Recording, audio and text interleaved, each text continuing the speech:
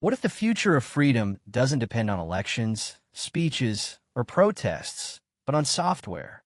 What if democracy itself is quietly being rewritten by lines of code you've never seen, running on servers you'll never touch? In the Technological Republic, Alexander C. Karp and Nicholas W. Zamiska present a compelling, often unsettling vision that in an age of machine learning, data surveillance, and geopolitical cyber warfare, the real frontier of liberty is not ideological, but digital. This book isn't science fiction. It's a manifesto grounded in today's technological realities, written by the CEO of one of the world's most influential data companies, an investigative journalist who's watched nations fall behind the curtain of code. Introduction. We're living in a strange paradox. Technology has never been more powerful, more precise, or more promising. And yet liberal democracies have never seemed more fragile, confused, or slow to adapt. The Technological Republic attempts to answer a high-stakes question. Can democratic societies retain their core values in a world where software decides faster, bigger, and more quietly than ever before? Alexander Karp, as the CEO of Palantir Technologies, has worked directly with intelligence agencies, militaries, and governments. He's seen firsthand the extraordinary capabilities of modern platforms and the dangerous void of values they sometimes operate in. Nicholas Zamiska brings the clarity of a journalist, piecing together how technology is shifting global power dynamics, often in ways the public doesn't fully grasp. Together, they argue that freedom is no longer just a political project, it's a technical one. And unless we design systems with democracy in mind, we'll be ruled by tools made for control, not liberty. 1. The hidden fragility of freedom. Let's start with something uncomfortable. We assume democracy is strong. After all, we vote. We protest. We have rights. But Karp and Zamiska warn us that in the age of digital infrastructure, freedom is incredibly fragile. Not because of dictators, but because of our own inaction. Liberal democracies are built on public deliberation, transparency, and ethical governance. But digital systems, the algorithms, data platforms, surveillance tools, are often designed in secret, optimized for efficiency, not ethics. The problem isn't just bad actors. It's that we haven't updated our democratic operating system. Authoritarian regimes, on the other hand, understand digital power. They design systems for control. They treat data like a weapon. They build tools that align with their values: surveillance, silence, obedience. Meanwhile, democracies lag behind. We debate tech in committees while others deploy it in real time. The authors warn, freedom, without infrastructure to protect it, is just a slogan. 2. Software is power. In the 20th century, power was measured in tanks and GDP. In the 21st century, it's measured in platforms and code. This chapter focuses on how software has become the central nervous system of governance, warfare, and commerce. From supply chains to immigration, from battlefield intelligence to public health, governments now rely on software to function. But here's the dilemma. Most of that software isn't built by the state. Private tech firms create the platforms, and they're not necessarily loyal to democratic values. Some are global corporations chasing quarterly growth. Others are startups selling to the highest bidder. Karp, whose own company Palantir sits at this exact crossroads, argues for something radical. Software must be treated like a strategic asset, not just a product. You wouldn't outsource your constitution to a foreign country. Why would you outsource your data infrastructure to a firm that doesn't share your values? The authors argue that true sovereignty now means digital sovereignty. If you don't control your own platforms, someone else will. 3. Competing philosophies of technology. Not all tech is created equal. Behind every algorithm is a worldview. Authoritarian states like China and Russia design their tech around total control. They're not shy about it. AI is used to score behavior, suppress dissent, predict protests, and fine-tune propaganda. Meanwhile, Western tech platforms are often built to maximize engagement, not liberty. The goal? Ads, data, profits. In this value vacuum, authoritarian models are spreading. Countries around the world, some democratic in name, autocratic in practice, are importing Chinese surveillance tech. Why? Because it works. Karp and Zamiska argue that if democracies don't start embedding their own values into tech, values like privacy, transparency, due process, they will be outcompete by systems built to suppress rather than serve. The central insight here is chilling. Tech is not neutral. If we don't choose our values, someone else will. 4. Intelligence and the new arms race. We're used to thinking about intelligence as spies and satellites. Today, it's about algorithms and data lakes. Modern intelligence is fast, digital, and predictive. The battlefield is as much in cyberspace as it is on land.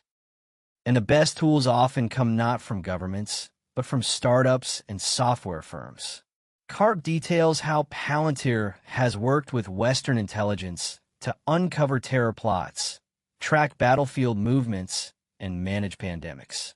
But he's also blunt. The public sector is often too slow, too bureaucratic, and too reactive. In contrast, countries like China and Russia are aggressively funding state-led digital intelligence projects. They're not waiting for a public-private debate. The book calls this a values gap. Democracies have better ideals, but autocracies often have faster execution. Unless democracies prioritize speed, resilience, and ethics in tech development, they'll fall behind, not just in war, but in the war of ideas. 5. Silicon Valley Civil War. The relationship between government and big tech is complicated, and in many ways, it's broken. In this chapter, the authors explore how many major tech companies, Google, Microsoft, Apple, have resisted working with defense departments. Internal protests, ethical concerns, and PR disasters have driven them to decline contracts that support national security.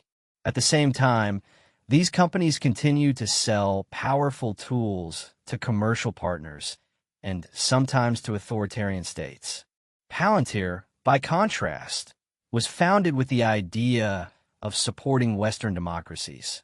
Karp sees this as a civic duty, not just a business model. But he admits the danger. When a small set of companies controls access to critical infrastructure, it creates dependency. And dependency without alignment is vulnerability. The takeaway?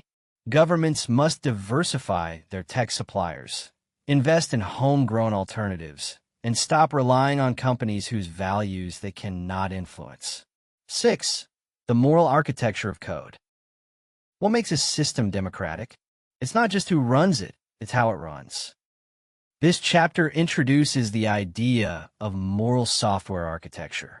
Just like buildings have design principles, so should code. If a courthouse has ramps for access, software should have explainability for fairness. If a constitution guarantees due process, code should avoid black box decisions. But right now, most software isn't designed with these principles in mind. It's built for speed, optimization, and scale. Karp argues that we must demand more. We need technologists who understand law, ethics, and history. We need product managers who think like philosophers. Because without moral intent, even the best technology becomes dangerous. 7.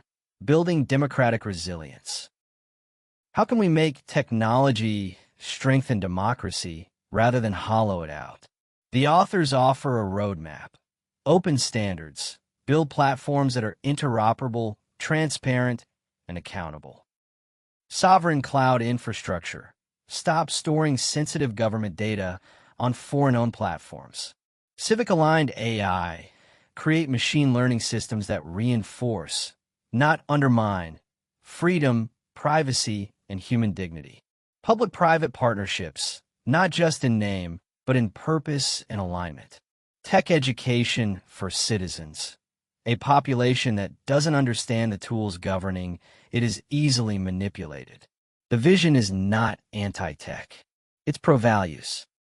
The future of democracy depends on engineering, not just ideals. 8. Delegated tyranny. As AI becomes more powerful, it also becomes more opaque. This chapter dives into the risks of systems we can't audit or question. Credit decisions, parole évaluation, job screening, facial recognition. These tools often operate in the shadows, with little oversight. When an algorithm denies you a loan or flags you as a threat, who do you appeal to? A human? A help desk? A machine? The authors warn that this is a new form of tyranny, not centralized, but delegated.